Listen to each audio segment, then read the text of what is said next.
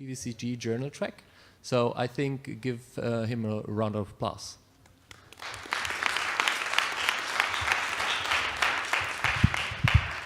Thank you, and thank you for the introduction as well.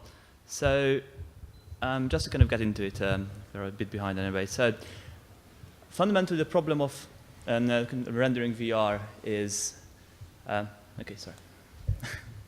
Right, so the fundamental problem I'm going to be talking about today is the cost of rendering VR and getting it from the GPU over to the headset.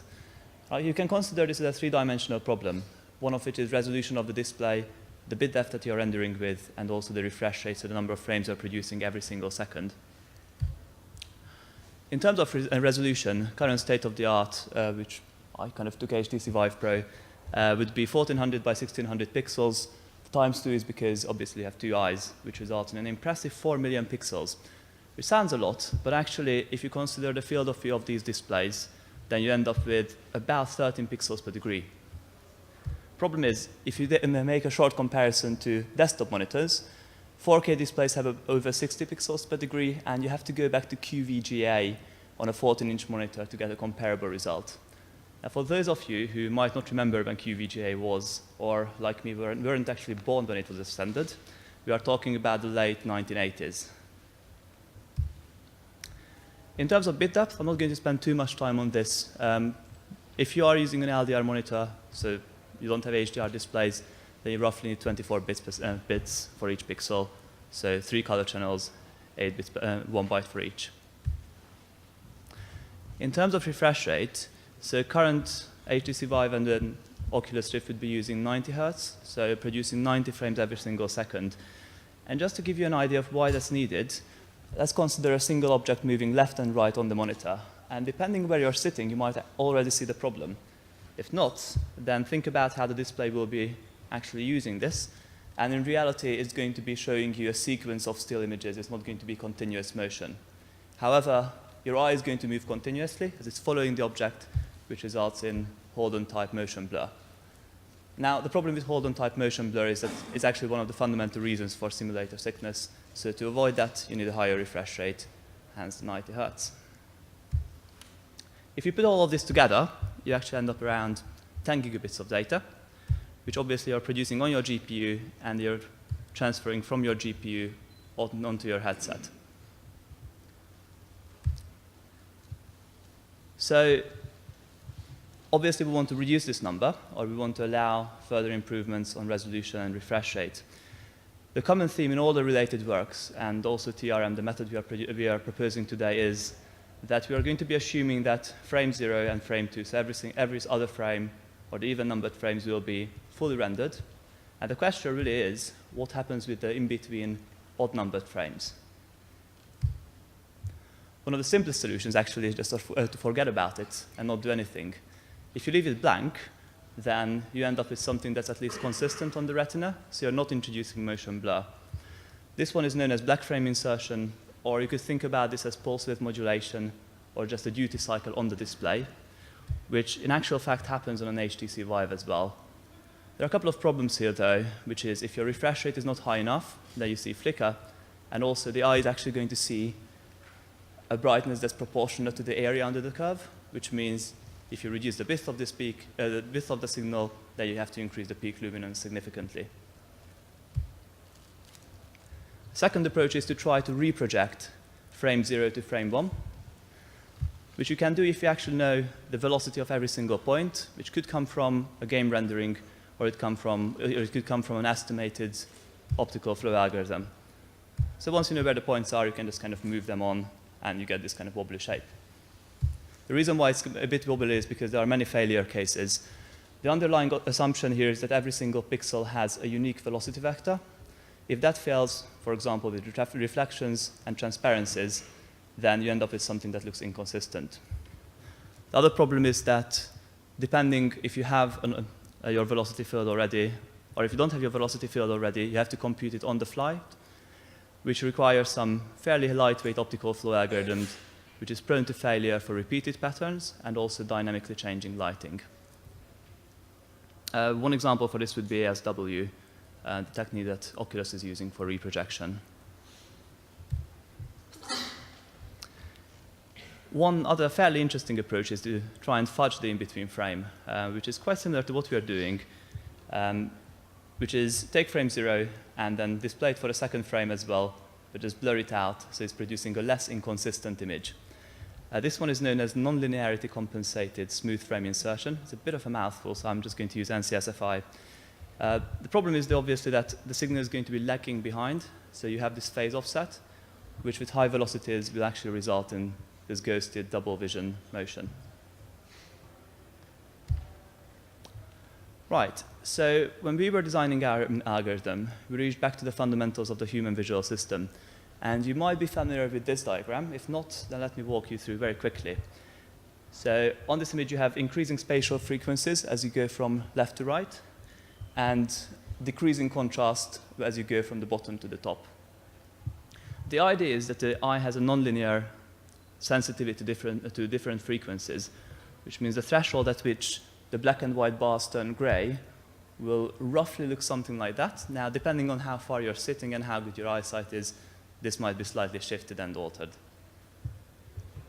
You can also consider the same in the temporal domain. And what you can see is actually with increasing frequencies, your sensitivity drops. But that's true both in the spatial domain and in the temporal domain. So basically, the higher the signal is in terms of like how fine the details are, the less sensitive you are, and also the higher the refresh rate is, the less sensitive you get. And the sweet spot will be clearly where both the frequencies are quite high. So that's the region we know the eye is not very sensitive to. So that's the reason we don't want to render. So our method on a very high level is actually quite simplistic. The idea is that we are rendering every second frame on a high resolution, and the odd number frames will be just lower resolution frames, therefore eliminating the high spatio-temporal frequencies. After that, you can transmit over to the display, and you do some funky post-processing to result in something that looks identical to the original video. Just to break this down a bit, so first stage was you render your frame, and for that your even-numbered frames will be rendered full resolution. Odd-numbered frame is going to be this reduced resolution kind of blurry image. They transmit it over to the headset, which means any kind of savings you had with the algorithm you also get in the transmission. And on the headset, you can do some basic post-processing, one of which is you actually need to upsample or upscale the resolution image.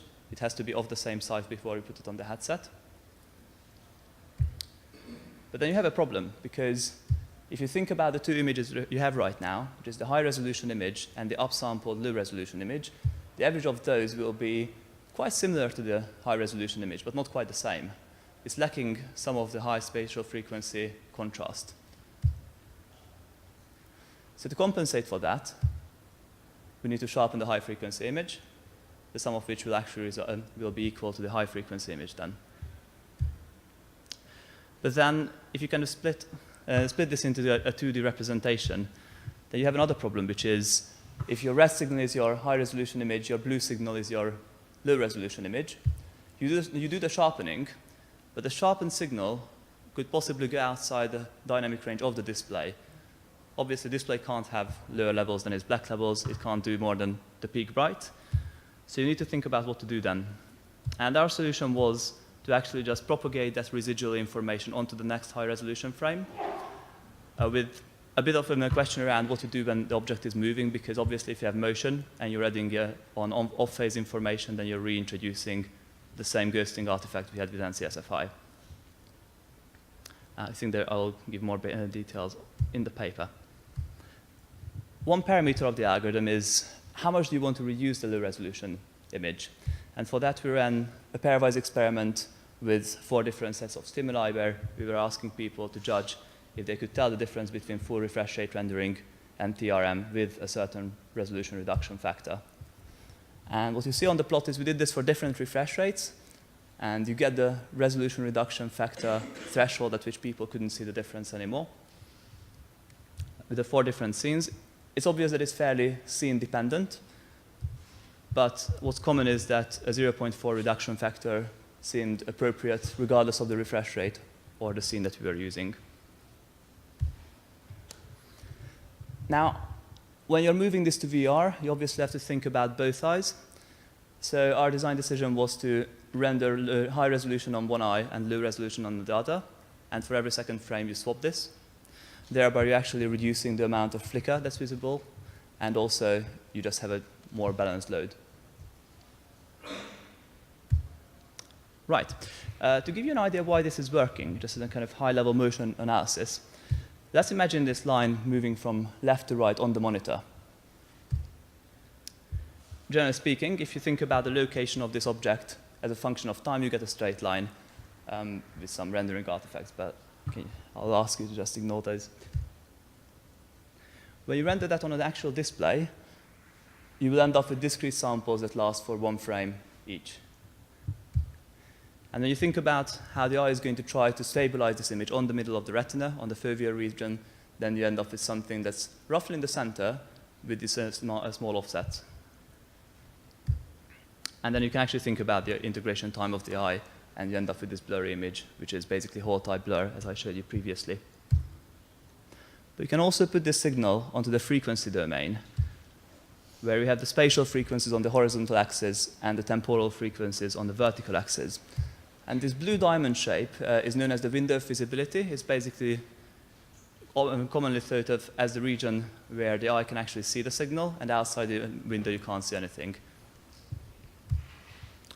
So when you take the Fourier transform of the 60 Hz signal, or some arbitrary Hz signal, then you see two things here. One of which is that the image is kind of like squeezed down, so you're lacking the high spatial frequencies, which basically just means that the images will appear blurry. But you also have all these aliases, all these copies of the original signal, which manifests itself as juddery motion. If you double the refresh rate, then the aliases will be put further apart, so it will appear less juddery, and you'll have more high-frequency information. This analysis is actually showing that if you analyze the image that's produced by TRM, you're comparable in terms of motion blur to high-frequency rendering, but also lacking some of the aliases that would be visible on a lower refresh rate monitor.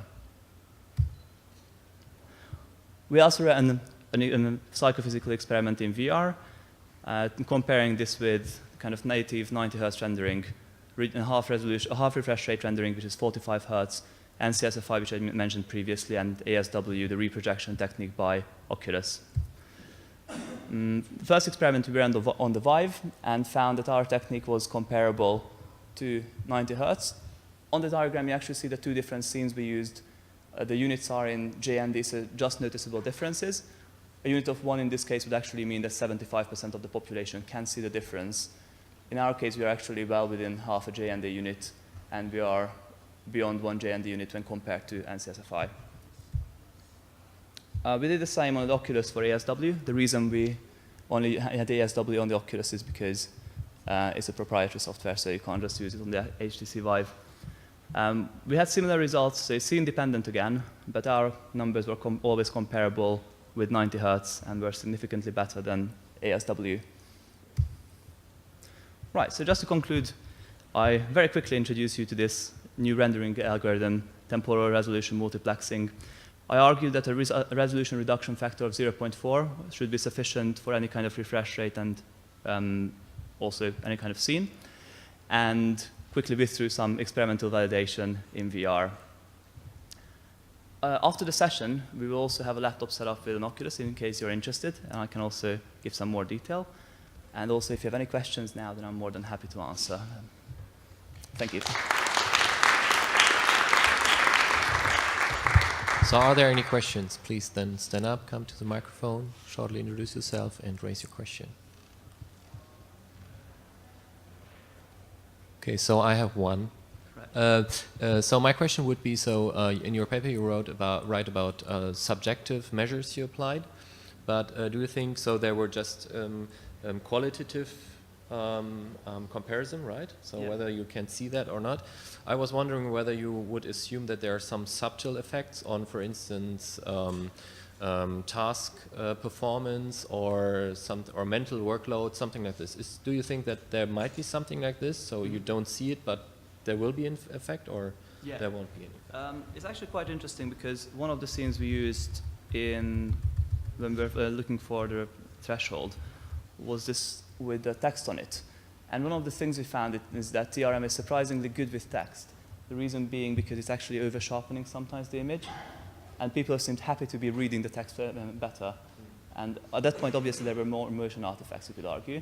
But for task performance, people were happy with that. So I think our experiment was kind of measuring both unwillingly, because we were instructing people to do motion quality, and still we were looking at readability there. Okay, so are there any further questions? No, okay, so that was the best paper. Journal track, thank you very much again. Thank you. So next